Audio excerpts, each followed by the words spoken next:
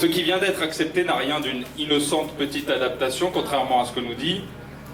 C'est un pas de plus dans la banalisation du travail dominical et dans la disponibilité au travail toujours plus poussée de la société. C'est un résultat qu'on regrette, évidemment, qu'on regrette avant tout pour nos membres, le personnel de vente qu'on a vu maintes et maintes fois ces dernières semaines sur le terrain et qui nous a clairement dit qu'il n'en voulait pas de ces dimanches, que les conditions de travail étaient déjà suffisamment difficiles comme ça et que l'urgence était ailleurs en fait. L'urgence, elle est à la sécurisation des salaires, des horaires, du temps de travail, de la santé de ce personnel de vente et non pas, comme malheureusement la population genevoise l'a accepté aujourd'hui, à des péjorations et une extension du travail. On n'a pas dit notre dernier mot sur ce dossier-là. On verra après analyse ce qu'on va faire au niveau genevois en termes de recours ou autre.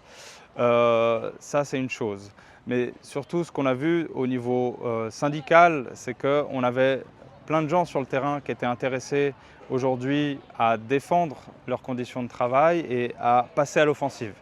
Et dans cette perspective-là, on est en train de s'organiser déjà dès aujourd'hui pour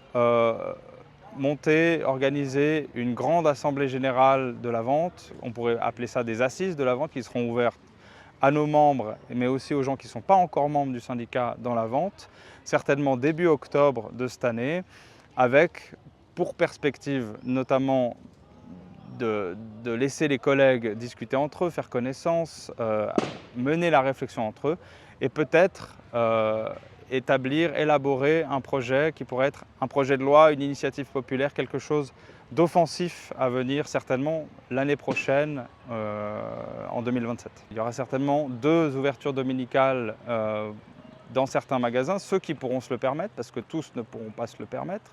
Et dans ceux qui pourront se le permettre, théoriquement, le personnel engagé dans ce cadre-là le sera sur une base volontaire, si on prend au mot les patrons et si on respecte les usages dans la branche. Ça, ce sera quelque chose qu'il faudra vérifier en collaboration avec l'inspection du travail, qui a déjà des moyens limités par rapport à la charge de travail qu'elle a, cette inspection, et donc on est assez inquiet. On sait que ça ne va pas être facile de tout détecter, mais on sera sur le terrain au maximum pour s'assurer qu'il n'y ait aucun manquement de ce point de vue-là. Pareil pour les compensations financières par ailleurs, et pareil pour tout ce qui pourrait arriver comme problème dans ce cadre de ces nouvelles ouvertures. Plus d'ouvertures, ça veut dire aussi plus de problèmes pour le personnel potentiellement.